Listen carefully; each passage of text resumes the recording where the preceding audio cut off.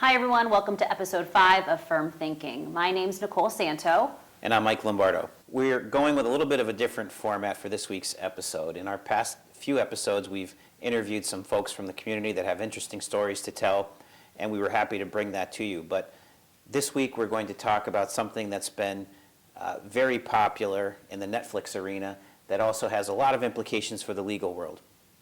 We're going to be talking about the Netflix documentary American Murder. And it's the story of the devastating, tragic murders that happened in Colorado back in August of 2018, the Watts family murders. So essentially, we're going to give some background on what happened. We both watched the documentary. We've kind of followed this story, as I'm sure so many of you have, because it's just absolutely devastating. This Watts family from Colorado looked perfect to everyone on the outside. Beautiful family, husband and wife, Chris and Shanann Watts. They had 2 daughters. Bella was age 4. Celeste, they called Cece, age 3. From the outside looking in, they looked perfect. They actually found out, I think, the spring before that they would be expecting their 3rd child, a boy. And Shanann, the wife, she was very active on social media. She, would document much of her life like so many do these days. Documented, telling her husband Chris the news about this new baby and how excited they were. So essentially what happens is that she goes to North Carolina. They were both originally from North Carolina. They moved to Colorado. She goes to North Carolina to visit her family for a few weeks, 6 weeks. In the meantime, she notices that Chris is acting a little bit different, seems a little bit withdrawn. She later, kind of talks to him about it via text. He's not as responsive. He comes to visit, I think, the last week of that 6-week period, and she notices a difference, What was interesting to me, I don't know if you did, but I didn't hear about this story before the Netflix documentary. Had you heard about it? I did. Because I guess it did play out pretty heavily, because when Shanann, I'm not gonna have trouble with that name. It's because it looks like you want to say Shannon, but it's Shanann. When she initially disappeared, he gave this kind of heartfelt plea to the community: bring back my wife, bring back my kids. He was on, did the morning talk show circuit, and please just bring my kids back home safe. So kind of was tugging at everybody's heartstrings. So I guess it garnered a lot of attention. I personally didn't see it, but I guess it did have a lot of attention at that time.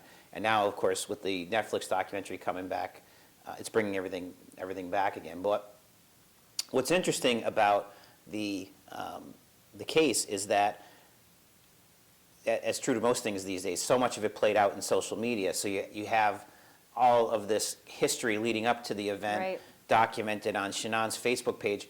But what I've found out now is that her parents actually gave the producer of that documentary access to her laptop, to her phone, so they had pretty much unfettered access, kind of behind-the-scenes access. And that's how you can see it kind of play out, the text that she was sending him back and forth, when they were away, and how, it was, she could tell that there was some difference. So just to kind of wrap up what actually happened for those folks who aren't familiar with the story or who haven't seen the documentary, and obviously this podcast would make a lot more sense if you saw the documentary, so we would encourage you to go ahead and watch it. But it's kind of like the classic tale of the love triangle. Chris obviously developed a romance outside of his marriage with this other woman, and I had the benefit of not knowing what happened as I was watching the documentary, so I had a little bit of a different perspective.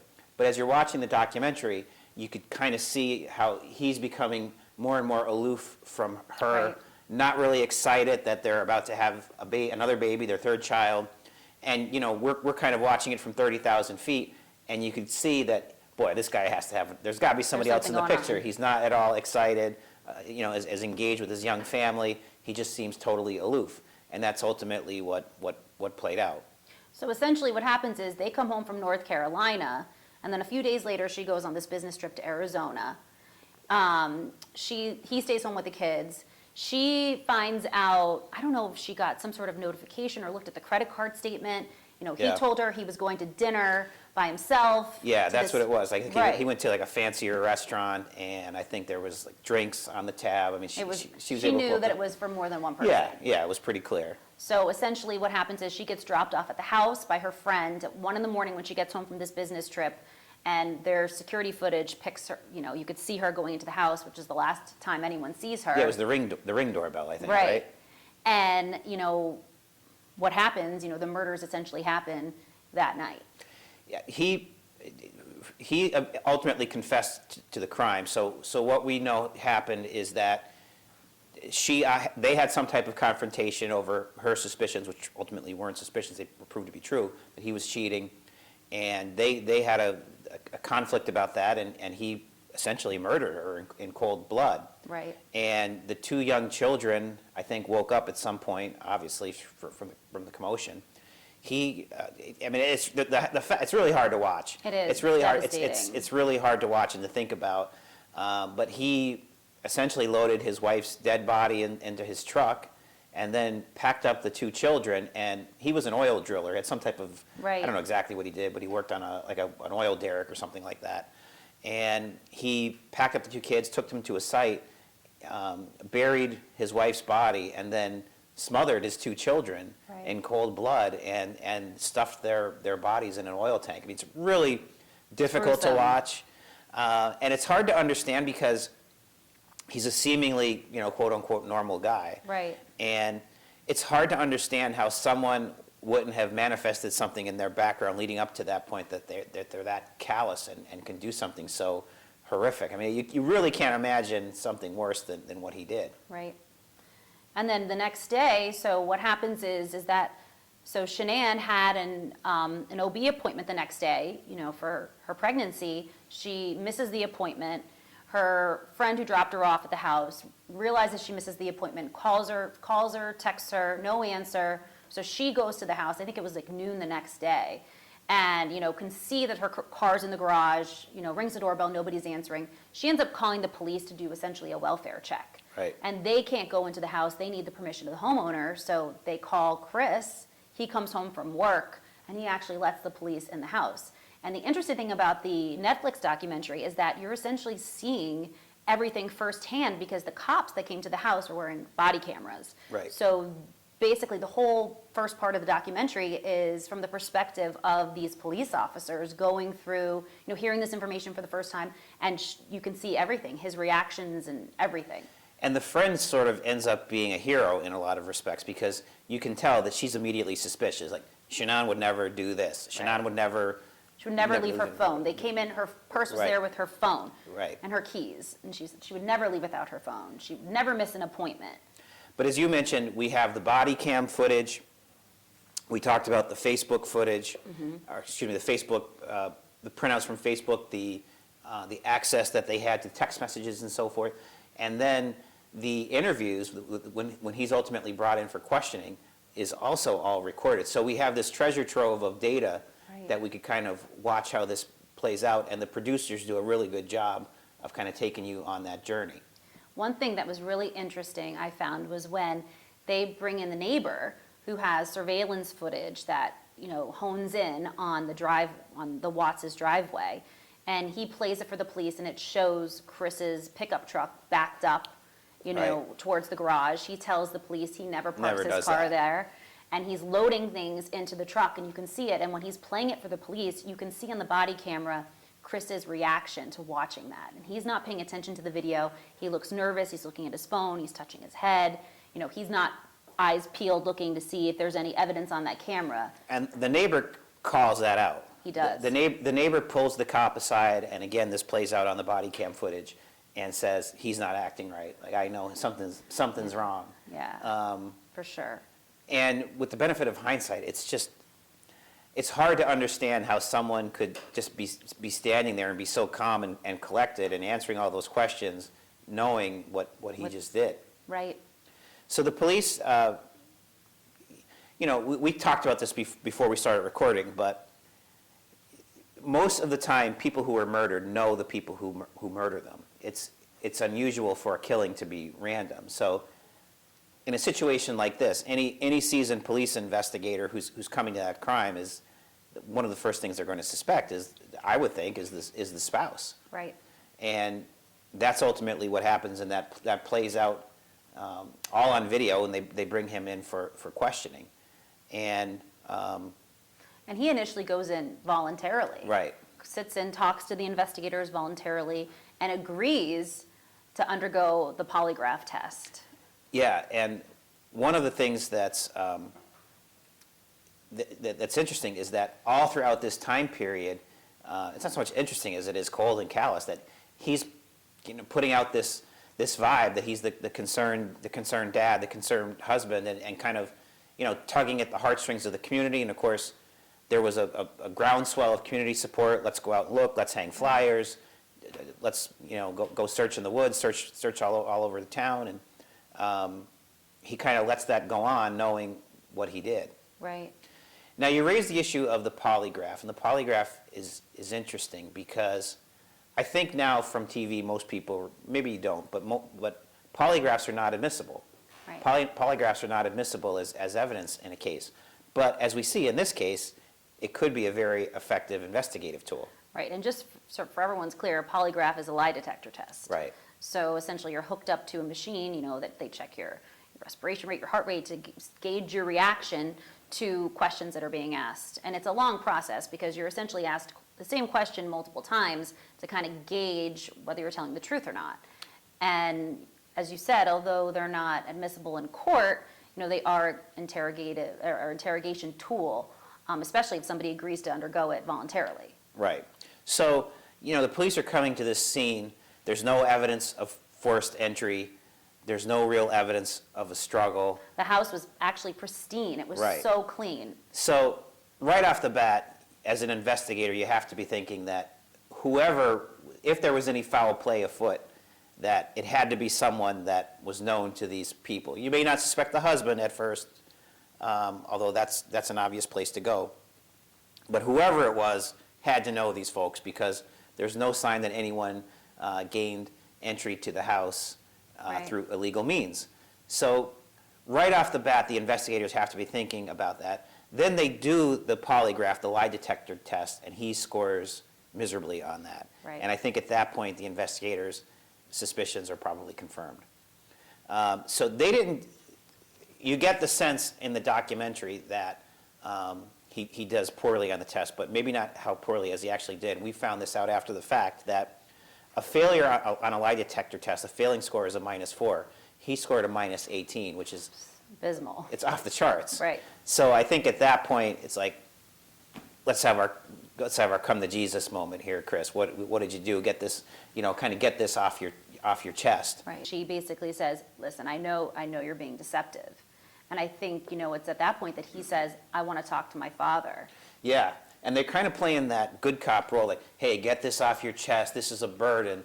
Right. And they give him access to his father, which kind of sets the wheels in motion. He doesn't totally confess, but he kind of sets the wheels in motion that he played at least some role into this. Right. And we don't have to go looking for a stranger. Now we know that It's that it's him. So Dad comes in the room and he kind of has this cathartic moment with Dad where he just kind of breaks down and He admits to the affair. He admits to the affair, but he places the killing of the children on Shannon, and he says essentially that once Shannon did that he acted in a fit of rage and killed her. Right. But I think anyone looking at this in a reasonable state of mind is going to say, well, that's a BS story. And what I didn't realize from the documentary until we talked about it later was that, the evidence, definitely did not point in that direction. Nobody was thinking it was Shanann who killed the kids. But it wasn't until 2 months later that he finally admitted that he was the one who killed the children.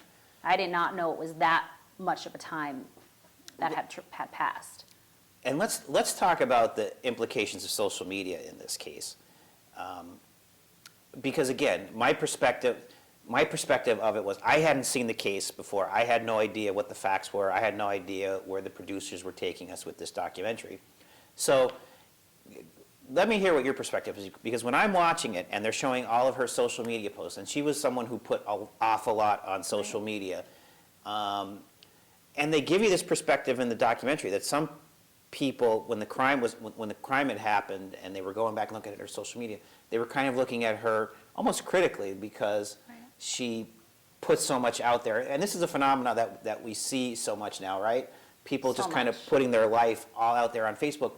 But they seem like they're walking you down this path in the documentary, like kind of painting her in a negative light because she's just so out there on social media and putting all of this out there and you know, kind of with the children and you know, putting them out there on her Facebook. And I know a lot of people do that, but what was your reaction to their portrayal of her social media? My reaction was that she was the type of person that if you were looking at her life through the lens of Facebook or Instagram, you would think that she had it all. It was perfect. You know, this happy family, these two beautiful, healthy children, you know, a loving husband, and, you know, this new baby on the way. And, you know, it just goes to show you that, you know, social media is not reality. You know, it is just, my reaction was that, you know, people put what they want to portray on social media, and that's so difficult, I think, especially for our, you know, teens and preteens growing up, where they think that, oh, wow, like, look, this, you know, so-and-so's life looks perfect. Look what they're doing. You know, I wish I was doing that. And, you know, I think it could really take, you know, a mental toll on people. So my take on social media is that, do I think that social media in and of itself causes mental disorders and mental illness? No, but I think that it could make people who are already struggling, it could make their conditions worse. As you said, you know, people put out what they want to put out, but it's not really necessarily how life actually is. And there's always kind of this phenomena with human nature, this keeping up with the Joneses type of phenomena, but it's even worse now with Facebook because, as you said, you watch that and you see what so-and-so is doing on Facebook or putting out there on Instagram. You're like, boy, what I'm doing kind of pales in comparison to that. I wish I had that life. And it kind of, it messes with people's self-esteem. And then you see something like this, where it's just shocking when something that was put out there on social media was so opposite of what was actually going on. Yeah. And he was obviously living a double life. I mean, you know, he looks like the all-American guy. Right. Clean cut, dressed nice, had a pretty decent job, bought themselves a pretty decent house in a nice suburb of Denver. You know, everything looks great. And it just really wasn't the reality. Obviously, neither of them were happy. He wasn't happy in his marriage. He was looking for satisfaction elsewhere. He found it in a coworker. And you saw the struggles, because you kind of got that, both aspects of her life. You saw what she was putting out there in social media, but because the family gave access to her phone and her computer, you saw the torture that she was undergoing with her friend, that, you know, she was kind of sharing that, you know, Chris is being absent. He's not being attentive. He's preoccupied. So you kind of see that, you know, that sort of tortured soul that she was undergoing. Right. I mean, and it's just so sad. The whole story is just, it's just so sad. So to wrap up how it played out, in essence, he initially gave that really tortured story that Shannon had killed the kids, which really didn't make any sense. There was no evidence of that she would ever do something like that. It was really absurd for him to make that claim. And then he said that he killed her in a fit of rage. The police charge him, and then ultimately about 2 months later he comes clean and says that I was actually the one that killed her and then killed the two children. And it's just so hard to understand. It's hard to understand how you would take it to that extreme, and I really can't understand why would you do that? Why would you kill your children? Why would you kill your spouse? I mean, why not just, if he was not in love with her, or whatever the case may be, just be honest about that and handle your situation, you know, the appropriate way. I don't understand, and it's hard to understand. And I guess for those of us that have, you know, a quote-unquote normal mentality, it is hard for us to wrap our heads around that. And to think about the brutal nature in which he disposed of the bodies. I mean, he, like you said, he buried Shanann, but he put those little girls in that oil tank, and that is just well, the facts are, terrible. it's really hard. That portion of the documentary is really hard to watch because the kids were at an age where they were cognizant of what was going on. And in fact, I think one of them said, Dad, are you going to, I forget which one it was, but Dad, are you going to do to me what you did to my sister? I mean, wow. That's just hard to watch, and hard to believe that someone would do that. So essentially, he's charged with a whole host of things: murder, you know. I think he got five. He has five consecutive. counts. He's never going to see the light of day. He got 5 consecutive life sentences, and then he did a jailhouse confession later, later after the fact, and he kind of laid everything out chapter and verse in terms of what he did. And just getting back to the interrogation process, what I thought was interesting, and I think it was because, he was there voluntarily. You don't see any lawyers involved, whatsoever. Obviously, if somebody is being interrogated for a crime, usually they are Mirandized or read their Miranda rights, and one of them being that they have a right to an attorney.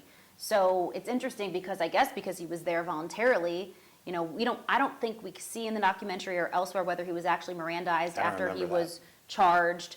But, he chose to speak, without the assistance, without an attorney there representing him, and that's ultimately, when he confesses. Yeah, I don't know how, and obviously the gold standard for an investigation is if you can get a confession. I'm not sure how far they had gotten into the forensics of it. Right. I'm not sure how far they had gotten into, for instance, checking his truck to see what traces of blood or whatever the case may be were in his truck, processing the home. I think they started doing all that after he made that first untruthful quote-unquote confession when he said that he killed her in the fit of rage. But you're right, it raises a lot of implications, and as we said at the start of the podcast, what's interesting is that we kind of go along on the journey. You kind of get that peek behind the curtain because the confessions were taped and the producers had access to that material. So that coupled with as you said, the body camera footage, we kind of get to walk all the way through the process. So it was a pretty interesting perspective. And I think it's a testament to our times. Everything, anywhere you go, you could be on camera. There's such a digital footprint that, fortunately, in this situation that helped, in terms of securing, his confession and ultimately, obtaining justice for that family. So you raised an interesting point because we're civil lawyers. We don't practice criminal law. Criminal law is practiced by folks who work at the district attorney's office and people who work as criminal defense lawyers. We're civil attorneys, and this case was a criminal case. There was not and probably will not be a civil aspect of it. Right. So let's talk about that difference between a criminal and civil case. I know for one, and we talked about this before we went on air, I had no idea what the difference between a civil case and a criminal case, and this was best illustrated back in the day with the O.J. Simpson case. Right. Because O.J. Simpson, as we all know, famously was acquitted in the criminal case, and then shortly after the criminal case was over, the family of Ron Goldman brought a civil case for civil money damages against O.J. Simpson. And I remember I guess I was a high school student at the time, as a high school student thinking, well, he got acquitted. How are they getting to try him again? I don't understand this. And I didn't understand that breakdown between criminal and civil law. And so really, essentially, it's all about, a difference in terms of mens rea, or the intent essentially behind the act, and the burden of proof. So essentially with a criminal case, you're looking at an intentional crime or a reckless, endeavor. Whereas when we deal with negligence for the most part, essentially, in terms of, people's conduct. But the big difference in terms of being tried, and especially in O.J. Simpson, is the burden of proof. So in a criminal case, you have to prove beyond a reasonable doubt that the perpetrator was guilty. Obviously in O.J. Simpson, they did not do that. However, if it's a civil case, you only have to prove the standards of preponderance of the evidence. So we like to say that if the scales of justice tip ever so slightly in favor of the plaintiff, the person bringing the suit, then the verdict must be in favor of the plaintiff. And in that particular case, the family was able to, build a case in the O.J. Simpson case. In the O.J. Simpson case, to demonstrate that O.J. was responsible, essentially, for the murders of Nicole Brown and Ron Goldman. And I think another good way to think of the difference between criminal law and civil law is who's bringing the case, right, and why are they bringing it. So in the criminal world, it's the people bringing the case. That's why the O.J. Simpson case, and I think that documentary was The People versus O.J. Simpson. Another great documentary. Another good one, yeah. So it's the people bringing that case because what you did was so bad, it's a crime against all of us as members of society. And it's the government bringing that case because you've harmed society and it's society that needs to be made whole. And the way that society is made whole is by punishing the wrongdoer. So the intention of the criminal system is to punish the wrongdoer and to deter others from so doing that Right. or something similar. Whereas on the civil side, the harm that was perpetrated was against individuals, and it's individuals bringing that claim to make them whole, and they're made whole through compensation, through monetary compensation. So the civil justice system is one person against another person trying to be made whole, whereas the criminal system is all of us as a society versus the wrongdoer trying to punish that wrongdoer and deter others. Civil justice, we're trying to right a wrong, but we do it as a civilized society. Right. We don't have a duel, or we don't duke it out in the street. No more eye for an eye. No more eye for an eye, exactly. The way that we settle those things civilly as a civilized society is through monetary damages, which is where folks like us are employed. That's right. So That's right. that's an And- interesting breakdown. And sometimes, we see criminal components of some of our cases. Essentially, we obviously handle a lot of motor vehicle accident cases. Many times, or not many times, but sometimes they involve DUI cases where somebody was drinking under the influence or driving under the influence. And in those scenarios, the person might be charged Right. criminally for violating the law, driving under the influence. And then at the same time, we will be pursuing a case from the civil aspect, looking for monetary damages to compensate the individual that person harmed. So let's break that down in an example. If we go out here on 3rd Avenue and I rear end you, I screw up, my foot slips off the brake, whatever the case may be, and I rear end you, society doesn't view that as a crime against society as a whole, right? There's no criminal component to that Right. claim. You have a claim against me to right the wrong that I perpetrated against you, but that was more or less what we would say is an accident. Now, if I had a couple cocktails with lunch and I was drunk and I did that, and it was my intoxication that caused me to run into you, now that case would have the two components to it. That's a crime against society because I was drinking and driving, and that's something that we as a society obviously look down on. We want to punish and deter, so there'd be a criminal component to that, but you would also still have that civil component against me to compensate you for your losses. So the district attorney's office would pursue that Right. as a crime against society, and you would pursue that individually, civilly, for monetary damages to make you whole for any damages that I caused you. And So that's a quick and easy way to think of that. right, exactly. So to bring it back to the O.J. Simpson case, the state of California brought a claim against O.J. Simpson for the horrific acts. But as you indicated, the burden of proof in that claim is proof beyond a reasonable doubt. His legal team, the Dream Team, was able to plant that doubt in the Right. jury's mind, and they didn't convict. However, in the civil case, which is also an interesting story, I don't remember if it's brought up in that documentary, but the civil lawyer that prosecuted that case was more of a transactional lawyer. He wasn't really Right. a big-time personal injury lawyer, as you would suspect.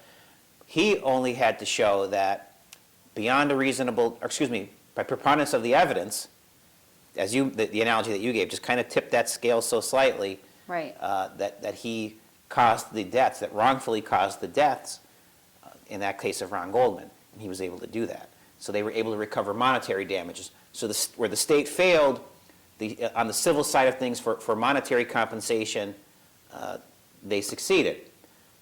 And of course, at that time, O.J. Simpson was a very wealthy person. Not only did he have the lucrative football career, he was in TV, he did some acting, he was famously in the Hertz commercials. Right. So he had means. He was a man of means, so that they had an ability to recover against him civilly. Whereas in many cases, for example, in this case, I'm not aware of Shannon's family pursuing any type of action against Chris Watts, Right. because he probably didn't have much to pursue in terms of assets and so forth, as opposed to a guy like O.J. Simpson, who obviously was very wealthy. Thanks for watching the latest episode of Firm Thinking. We had a lot of fun watching this documentary, talking about it, talking with you, sharing our thoughts. We're going to have some upcoming podcasts where I'm sure we'll be delving into other true crime. It's a very popular genre. As lawyers, obviously, we like it. I'm sure everybody watching is a big fan also, so we'll be coming up with some more interesting topics. As to that, if you have something that you want to hear us talk about, if you have an idea for a podcast, by all means, email us. Our email address is appearing on the screen, firmthinking@hkqlaw.com. We definitely want to hear from you. If you want to be a guest or if you know somebody that would be wonderful for our podcast, let us know. We also want to save the date. We have a very fun event coming up in December, an annual tradition that despite coronavirus, we're still going to make it happen. That's And right. Tell us about It's that. our annual movie giveaway. We normally do it at the Kirby, but this year, given COVID, it's going to be on December 12th at the Garden Drive-In. So mark your calendars. We hope to see you all there. We're still working on the movie selections, but there's going to be some great options for you. Yeah, I think you'll be excited and enjoy it. It'll be a nice way to kick off the holiday season, as always. Thanks for tuning in. We'll see you next time. See you next time.